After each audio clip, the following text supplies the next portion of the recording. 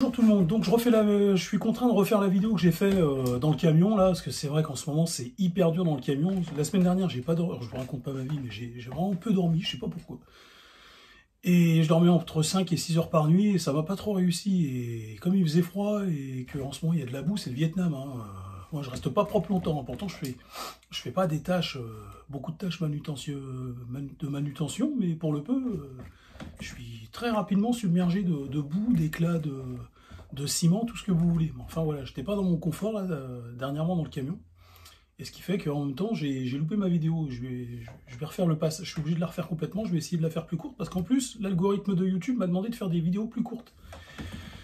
Parce qu'apparemment, la moyenne sur des vidéos de ce type, d'après l'algorithme, c'est 8 minutes. En fait, les gens ont pas de... Et c'est normal, hein, c'est normal. Même moi, pour moi, 20 minutes, c'est énorme. Hein, même 15 minutes. Hein, mais des fois, je trouve pas les mots. Pour ça que ça serait bien de faire une équipe et de faire un véritable travail de rédaction, quoi, parce qu'il y a plein de trucs à développer. Hein. Et je pense que, j'espère que je vous en ai convaincu. Donc voilà, je refais ma vidéo. Donc, le sujet, c'est les personnes qui ont déferlé dans les rues pour exprimer leur joie suite au décès de Jean-Marie Le Pen.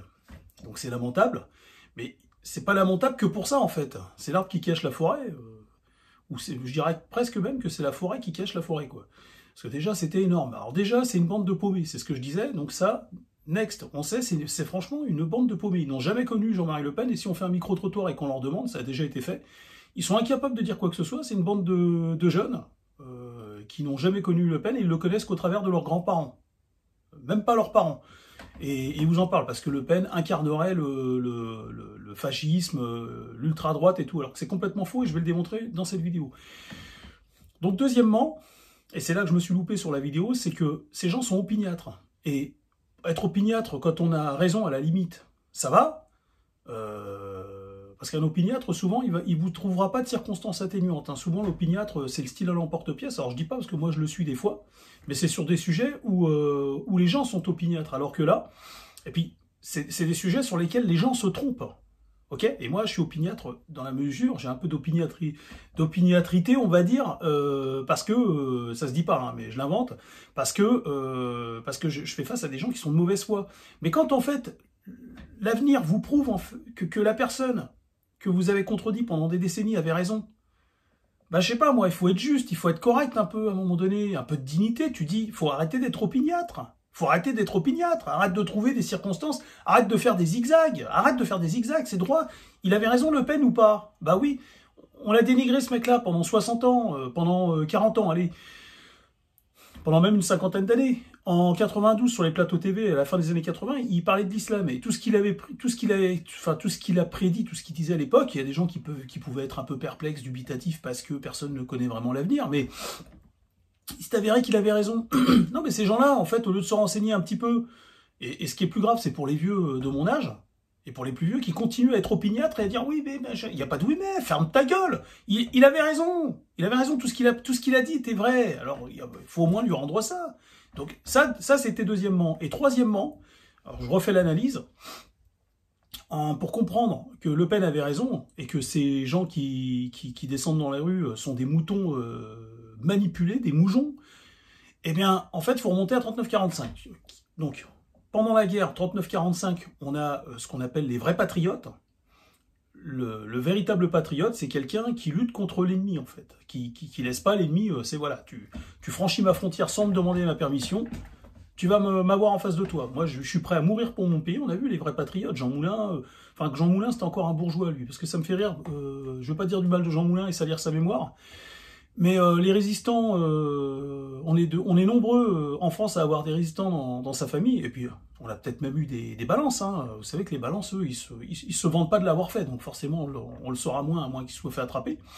Mais les résistants, bon, on l'a su. Et c'est bien d'ailleurs. Mais il y a eu plein de résistants, et quand ils faisaient pas partie de la bourgeoiserie, ben on le savait pas. Et je vous invite à regarder tous les résistants, la plupart des résistants, dont on a su le nom avec des photos et tout, souvent c'était des résistants du milieu bourgeois. Donc ça, à un moment donné, il faudra rétablir l'équilibre aussi, parce que c'est pas normal. Si demain, il y a encore un nouveau conflit, c'est encore la petite bourgeoisie qui est en partie responsable de ce qui se passe, qui va s'attribuer encore et s'accaparer le mérite des autres. En partie. Parce que, je sais pas, quand je comprends pas pourquoi il y a des résistants qui restent dans l'ombre, et d'autres pas. Jean-Marie Le Pen, c'était un résistant, donc il rentre dans cette catégorie de personnes, en plus, à qui on n'a jamais fait d'éloge. On n'a pas tari d'éloge sur le fait que... Pas Jean-Marie Le Pen, c'était pas un résistant, pardon, excusez-moi, son père. On n'a pas tari d'éloge sur son père, comme quoi c'était un résistant. Il n'y a pas de photos et tout, bon, enfin bref, c'est comme ça, hein, c'est très sélectif en France. Et donc, à partir de là, Le Pen, enfin, le père de Le Pen, et même Le Pen, incarne cette résistance. Et donc cet ultranationalisme, et je disais la dernière fois que le nationalisme et l'ultranationalisme, on serait tenté de se dire que c'est pas la même chose. On peut être nationaliste et à un moment donné, quand il faut bouger son cul, enfin on est, et puis jusqu'à un certain degré. Mais quand on est ultranationaliste, on bouge en fait. Me dites pas le contraire, quelqu'un qui est ultranationaliste, il va bouger pour son pays, il va s'engager dans l'armée pour la mère patrie. Ultranationaliste de n'importe quel pays. On est d'accord ou pas? Et donc, à partir de là, en 39-45, c'est bien vu, l'ultranationalisme, c'est les patriotes, c'est les plus belles personnes du monde, c'est normal, et c'est la vérité, c'est des belles personnes, ils défendent leur pays, ils sont prêts à mourir pour leur pays. Et à partir et alors là, c'est là que j'insistais, je disais que même s'il y avait des socialistes et des communistes qui étaient intégrés dans la résistance qui s'appelait le Front National à l'époque, que Jean-Marie Le Pen a repris pour son parti, même s'il y avait des communistes, des socialistes et des droites, parce que l'ultra-droite n'existait pas à l'époque, eh bien, il y en a qui vont me dire il y avait des fascistes. Bah, les fascistes, figurez-vous que c'était les mafiosos en France. C'est eux qui collaboraient le plus avec l'Allemagne nazie. Renseignez-vous, vous allez voir. Et donc, ce qui se passe, c'est qu'à l'époque, vous allez demander à un socialiste ou un communiste. Je lui dis, et ça, je vous ai cité l'exemple et je vous le refais. Dis-moi, Coco, t'es socialiste, tu veux partager avec tout le monde? Oui, c'est ça ou pas? Oui. Ok, t'es communiste, c'est la même. Oui. Maintenant, dans ces cas-là, si tu veux partager avec tout le monde, pourquoi tu partages pas avec la France avec les nazis qui viennent? Donc voilà, t'es donc un nationaliste aussi. T'es pas qu'un communiste. T'es communiste et nationaliste. Ah bah oui. Sinon, si t'es communiste à fond, tu partages aussi le monde et ton pays avec les nazis. Ah bah oui, c'est ça un vrai communiste. Hein. Un communiste, c'est quelqu'un qui partage avec tout le monde et qui trouve à chaque fois une équité avec qui que ce soit. C'est ça le vrai communisme de Karl Marx. Et donc, c'est de trouver l'humain trouve des compromis et des compromis qui font qu'à la fin, on crée une civilisation qui est meilleure. Bon, enfin bref. Et le socialiste et le communiste, demain, pareil, tu lui dis, tiens, demain, il y a la pomme de terre, au lieu de garder la production uniquement pour nous, on va la partager, enfin, on va l'exporter dans les pays frontaliers, c'est-à-dire la Belgique, l'Allemagne et l'Angleterre, en admettant, ou l'Espagne. Par contre, elle va te coûter 2 fois plus cher.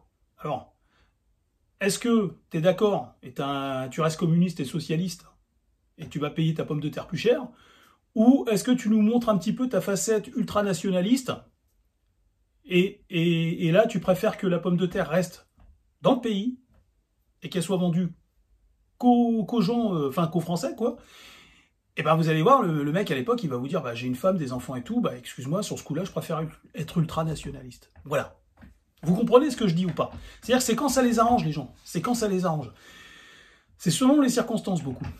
Alors vous avez toujours un noyau dur, de gens qui sont plus récalcitrants que les autres, c'est vrai, je dis pas, mais pour la plupart des gens, on va dire que c'est comme ça que ça fonctionne. Donc, tout ça, en fait, c'est quand on vous dit, ouais, l'ultranationalisme, machin, tout ça, c'est galvaudé, en fait, c'est qu'on en rajoute énormément, c'est qui est derrière tout ça? J'y viens. Donc, après 39-45, il faut reconstruire la France. La France, elle a des colonies vietnamiennes, sénégalaises, camerounaises, algériennes, elle fait venir des gens de ces pays-là, mais elle en fait pas venir tel qu'on nous le fait croire. Ça, c'est des mensonges. Elle en fait venir une quantité marginale.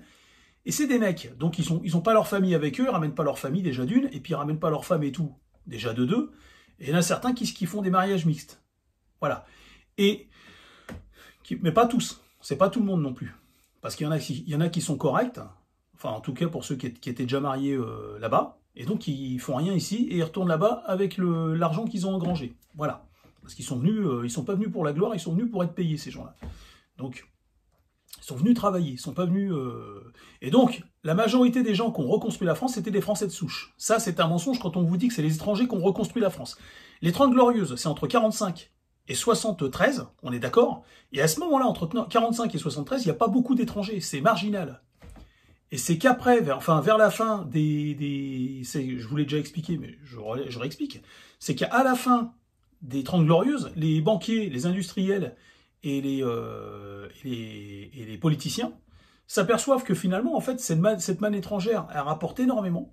Il y a énormément de fric en jeu et que c'est un business. On peut le transformer en business. On peut transformer l'immigration en business. En plus, on est à une époque clé où les Français commencent à réclamer des droits. L'amélioration de leurs conditions de travail, l'augmentation des payes qui sont à la hauteur du travail qu'ils produisent. Et donc, qu'est-ce qu'ils se disent, les banquiers et les industriels, ils se disent quoi? Les industriels, ils se disent quoi? Ils se disent, merde, ça va pas là, parce que les Français, justement, ils vont à l'encontre, enfin, l'ultracapitalisme, on pourra jamais le développer, en fait, avec ces mentalités de syndiqués. Et en plus, il y a encore un ultranationalisme qui règne en France, c'est-à-dire les charités bien ordonnées commencent par soi-même, et encore une fois, je le répète, et les Français d'abord. Et ça nuit à l'ultracapitalisme, c'est-à-dire que l'industriel, lui, il peut pas faire son beurre avec cette mentalité. Donc lui, qu'est-ce qu'il lui faut? Il lui faut l'étranger, c'est parfait, donc il a fait le test pendant les 30 Glorieuses. L'étranger se tait, il a une épée de Damoclès au-dessus de la tête, quand t'en as plus besoin, tu le dégages, tu en reprends un autre, et puis bah voilà, c'est parfait, comme ça, bah, tu peux le payer 2 fois moins que le français, tu peux le faire travailler 2 fois plus, dans des conditions d'un autre âge, et puis bah le français, tu le court-circuites. Donc, ça c'est l'ultracapitalisme en fait qui détruit le français, et qui exploite la misère du monde, c'est-à-dire des gens vulnérables. Et à ce moment-là, on a des gens comme Le Pen qui la ramènent et qui disent « Stop, attention, là on est en train de faire rentrer des étrangers, et en plus, il y a un problème anthropologique, c'est-à-dire qu'on fait rentrer des étrangers qui sont animés par un logiciel qui est mortifère pour l'Occident. » Et à ce moment-là, c'est des gens comme Le Pen qui ne sont pas racistes en réalité. Il faut arrêter de dire que Le Pen était raciste, c'est pas vrai. Il était conservateur, ultranationaliste. Voilà, les charités bien ordonnées commencent par soi-même. Et à ce moment-là, les politiciens, ils se disent, merde, moi je suis en magouille avec les politiciens, les banquiers et les industriels. Le politicien, il est en magouille avec les banquiers et parce que, encore une fois, je le répète, le politicien décroche des crédits par les banques pour pour faire travailler tout un pan de l'industrie. Et là, les industriels, ils disent, attends, faut arrêter l'ultranationalisme, parce que c'est pas bon pour les affaires. L'ultranationalisme nuit, est le premier ennemi de l'ultracapitalisme. Pas du capitalisme, utilisé à bon escient. De l'ultracapitalisme, le capitalisme à outrance. Et donc, à ce moment-là, les banquiers et les industriels demandent aux politiciens d'intervenir. Les politiciens, ils demandent aux médias de les aider. Et vous avez compris, c'est comme ça que ça se crée. Donc, là, il y a une guerre qui est lancée contre l'ultracapitalisme, l'ultracapitalisme rentre en guerre contre l'ultranationalisme, et on va diaboliser des gens comme moi, comme Le Pen, mais comme Le Pen bien avant moi, et donc vous avez compris. Et donc, en 2025, vous trouvez des gens, des socialistes ou des faux socialistes, hein, c'est-à-dire des gens déguisés en socialistes, hein. On en voit, hein, les frères musulmans par exemple, qui envoient leur horde des gens qui travaillent pour eux, infester et incorporer les régiments socialistes, là, les manipuler, les idiots utiles.